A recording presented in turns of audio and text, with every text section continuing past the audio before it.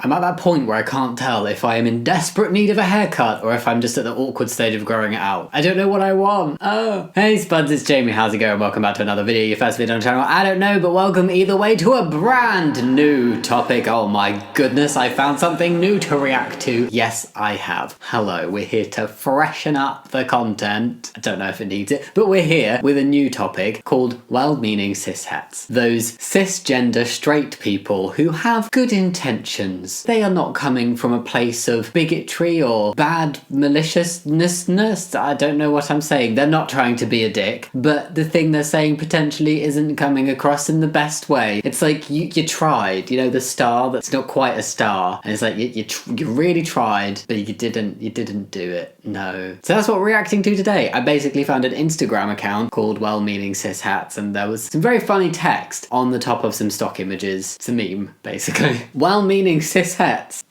This is the profile picture. Oh yeah. Bless, I guess, but also yikes. Are they okay? There's a lot to unpack. We're gonna unpack some of them today. I've screenshot some of my favourites, some of the ones that stood out to me. There were loads more. This could always be a multi-parter video, but today I'm just gonna have a quick look through some of the ones that made me go, oh, okay, I've heard that before. So are we ready? I wouldn't normally be attracted to trans people, but you pass really well. Don't know why, but I find you hot. Haha, it's a haha. Like, yeah, let's lighten the mood a little bit on the fact that I just said something really problematic. I wouldn't normally find trans people attractive, but I find you attractive specifically because you're attractive and I couldn't tell you're trans. Like, that is just, oof. It's not really nice to be told that, oh, I find you attractive despite this thing about you that would normally mean I wouldn't find you attractive, but you're an exception. Go me, aren't I doing a great job? That's kind of what it feels like. If you find a trans person attractive and it surprises you a little bit, you could just say, hey, I find you attractive, let's go get a coffee. You know, how you would say it to any other person that you would find attractive and want to ask out or make them aware that you find them attractive. I feel like people get so stuck on the transness that becomes a very big part of any conversation. What would I even call you? What would I even call you? Well, why don't you just wait and I will tell you? What would I even call you? Is that in response to someone going like, hello, nice to meet you? No, hello, I would like to come out to you. I'm telling you I am trying to... What would I even call you? Well, wait, I've not got to that part yet.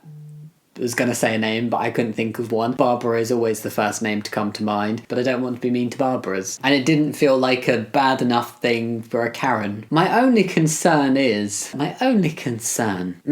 I just have one concern with you being trans. This one, to be honest, so far is the most well-meaning. It's something I heard quite a bit, and it did most of the time come from a good place. I think if it's a concern over like the trans person themselves and being like, look, I accept you, my only concern is how society is going to accept you or how this thing is going to work for you in your life, blah, blah, blah, because being trans might make it trickier. I get that coming from a loved one being concerned. But if it's a concern to do with the person saying they are concerned over something, so if they're saying my only concern is what will the neighbours think of us, that's a self-serving concern. It's not actually concern for the trans person, it's concern for yourself because you now know a trans person. That's where I make a bit of a distinction between whether it's like, that's fine and uncomfortable. Sorry, I find it hard to call she's he and he's she. I find it hard to comprehend that sentence. I feel like these are all things that people submit, and so they're actual things that cis hets with good intentions have genuinely said. And this is very similar to something I've heard, and I'm like, if you can create that sentence, that is way more complicated than getting used to a trans person's pronouns. It's also just getting your head around the fact that in this context, she's are not a he and he's are not a she. The pronoun might be changing from he to she or she to he, but that person who's now using he as a pronoun, they are a he, not a she who you have to call a he. Once that is like understood, I feel like it becomes a lot more natural and easier. It's just fully respecting and realizing that trans people are their gender. Then the pronouns flow, or they typically flow. There's maybe a little bit of habit breaking to go on. Seriously, I have to say it again, that sentence is far more complicated than getting used to new pronouns to somebody. Wow, I struggled reading that. This just didn't exist when we were your age. That is a very good image to go,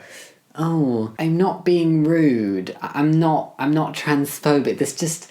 This wasn't a thing. I need some time to get my head around it. This has been a thing since before you were born, since before anybody on this planet was born, since there have been people, this and people being trans, people being non-binary, gender diversity has been a thing. It's just certain cultures have very rigid views of gender norms and what gender is and how gender relates to things like biological sex. There's very many ancient cultures that recognized a third gender and recognized trans and non-binary people. So it really did exist when you were younger. Absolutely, you just weren't aware of it. You might want to be careful. Not everyone is accepting as me, you know? That statement with that is a threat.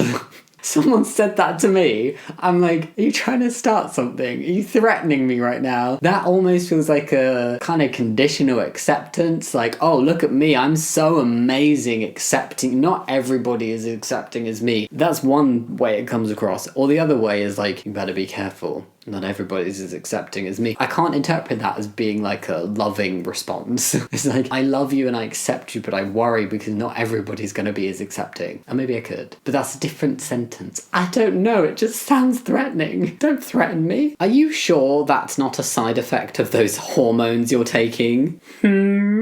Like a Looney Tune character. Wow. Yes, Mildred, I'm sure. I have done my research. I know what the side effects are of the medication I'm taking. Why would somebody say this? Of those hormones you're taking? It sounds like, oh, those hormones. Ugh, nobody has hormones. Oh, you know I'll never get my head round all of this. You can be Karen. You are shunning responsibility to even try. You're just saying, look, I'm not a horrible person. I do accept you, of course. I just can't get my head round it. And you know that I find it difficult. You know I'm just never gonna fully get it. I'm never gonna fully understand this about you, which therefore excuses everything shitty I'm about to do. Oh, that's just what it feels like. It's like a preemptive, like, not to be offensive, but the thing is, you don't need to like get your head round all of this to just be respectful. Just do your best, be nice, and you're good. But I loved your old name. I don't care. Oh, that sounded very harsh. Sometimes people have really odd responses. I think if a trans person is being vulnerable enough and open enough with you to come out and share their new name and ask if you will use that new name, that's like a big step. Choosing a new name is a big step as well, and knowing if it's the right name for a lot of people, not everybody, and like knowing it's the right name and all this stuff. You don't really want to hear somebody then just go, oh, but I really liked your old name. Right, well, what am I supposed to do with that information? Great, it caused me immense discomfort and dysphoria, so therefore I have taken the time to choose this new name that I'm very happy with, but thank you for informing me of the fact that you loved my old name. Can't really do anything about that. It's gone. How long are you going to be doing that for? Doing what? Being trans? Forever, maybe? Definitely? Like, forever. Thank you for asking. Both genders! Yay! This one is coming from a place of like, this is a habit. In many places we're brought up, and both genders is such a common term. Like, it's just used in so many places, and is something that I started noticing when I became aware that there were non-binary genders. I was like, oh yeah, we should not be saying both genders. That is not the right thing to say. And I had a time of readjustment. If it's something you're not aware of, I get why it's still used, but it's definitely like a language and a term we should be moving away from, and we should be more universally recognizing that there are more than two genders, and just kind of not using that term of like both genders. Which both are you talking about? Because there's more than two, I don't actually know. I do get why people who have no knowledge of the trans community use that kind of term, but when you do and you're aware that non-binary people exist, definitely something you shouldn't be using. What pronouns are you? I am literally the human embodiment of he, him pronouns. That is what I am. I am pronouns. What pronouns are you? That one's fine. This one doesn't bother me. Somebody's genuinely got good intentions. They are asking your pronouns. It's just like ever so slightly clunkily phrased. Let me know if you disagree and I'm missing something with this one, but I'm just like, like, okay, yeah, you're asking what pronouns I use, but you're just phrasing it a little bit wrong, but not bad. Oh, sorry! Do any crazy thing you want, I just need to get used to it. Actually, yeah, you do. I will live my life. It's your problem about getting used to it. I mean, I don't appreciate, like, do any crazy thing you want. Oh, being true to yourself, how crazy. Like, that's clunky. But I just need to get used to it. Yes, yeah, I agree with that bit. And as soon as you allow yourself to accept that that is what's happening, it's normal, there's nothing wrong with what's going on, get used to it, and it's all fine. It'll be so much easier. My other trans friend doesn't care about that stuff. Oh no. Oh, and I only trust this one trans friend. If trans friend 1 says it's okay,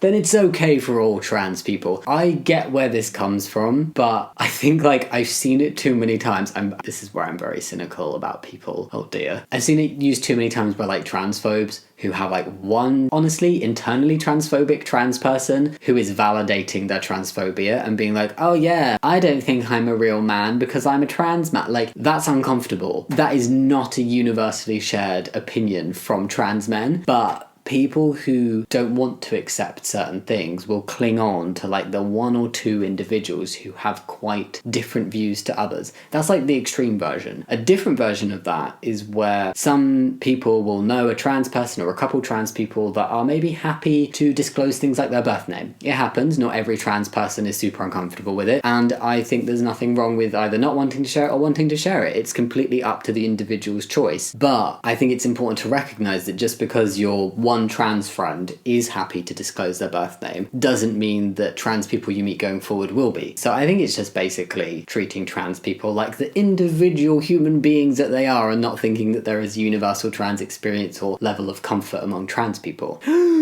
What about your partner? I mean, I think they can worry about themselves. It's all good. Not really for you to worry about, but thanks for your shock. I don't understand, but I'll play along. That's like, I don't actually believe what you're saying, but I will go along with what you are telling. That just sounds weird. I will play. That's what you say to a child? Like, oh, I can't see your imaginary friend, or there's not actually tea in this cup, but I'll go along with your pretend game. It's very patronising. It's like, you don't have to, like, understand, but if you could just have some level of comprehending and acceptance and not play along, but actually just, I don't know. Because it's not playing along with some kind of imaginary fake thing. It's just respecting somebody's identity. Very odd terminology. It's just a bit much. It's just a bit much for me to handle. Oh, I can't cope. Oh my goodness. I understand why for some people, like particularly maybe parents with like very prescriptive, like gendered views of their children and hopes and dreams and aspirations and stuff like this, might be like,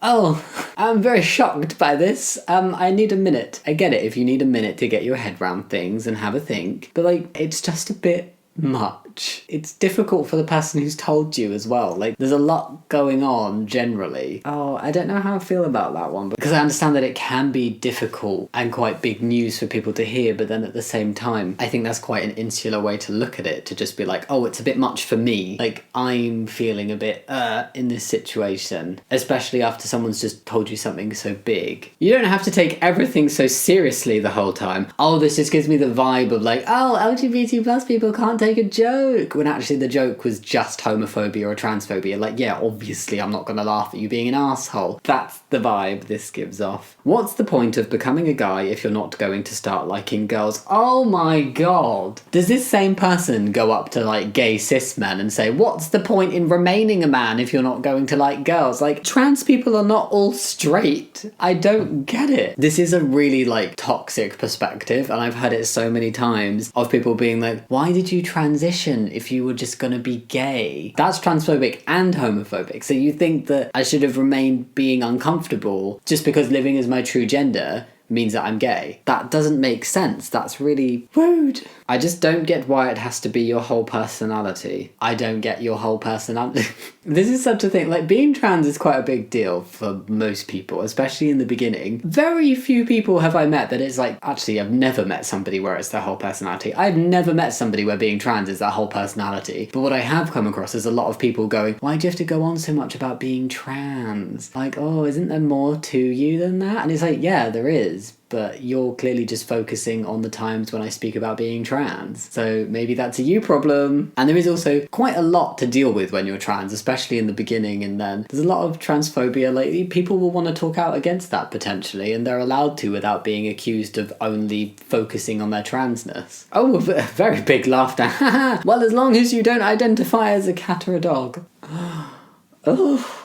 That is not funny. Yeah, haha. Real funny joke there, Brian. Sorry, Brian's. It's 2022. You can be whatever gender you want. Hey, maybe I just am the gender I am. It's not about wanting. Thank you, though. Sorry, I can't quite figure you out. What? I'm reading these, and then I'm processing what they're saying, and I'm like, wow, I can't quite figure you out. Again, that's another one. It's like, what do I do with that information? Like, I don't really care. Don't be an arse to me, and I don't give a shit if you can't figure me out. That is your problem. You don't have to share it with me. Thank you, goodbye. Hey, I'm not judging, just learning, says the very judgy person most often. Yeah, wow. Can you tell I've come across a lot of these people in real life? It's so hard for me to get used to. It can be difficult. I get that it can be difficult to change habits and understand something that is completely new to you. You'll get there, don't worry. How is she, or is it a them? Is it a them? This is like asking the pronouns question from earlier. Slightly clunkily worded, but appreciate that they've used a default pronoun or like an automatic pronoun for somebody that they know, and then have gone, oh, wait, or is this the correct pronoun? I can't quite remember and I want to get it right. So I do think this one is actually coming from a good place. And lastly, but if you had to choose, would you say you're more man or more woman? Why would I have to choose?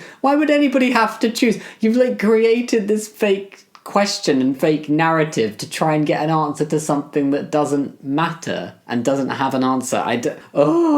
Well-meaning cis hats. Ugh. And that's it for today's video. What did we think? Did we like this, well-meaning cis hats? I would like to revisit it. It was quite funny. I feel like I got a little bit irate at some of them, but they were just like, I've heard this before. Let me know down below in the comments, do you have any examples of well-meaning cis hats? Or just well-meaning cis? They don't have to be straight to be saying these things. They just need to be cis. And yeah, did you like this video topic? Let me know. Think about giving the video a thumbs up and subscribing if you want to, but no pressure. And yeah, as always, thank you so much for watching. I'll see you next time. Much love. Bye.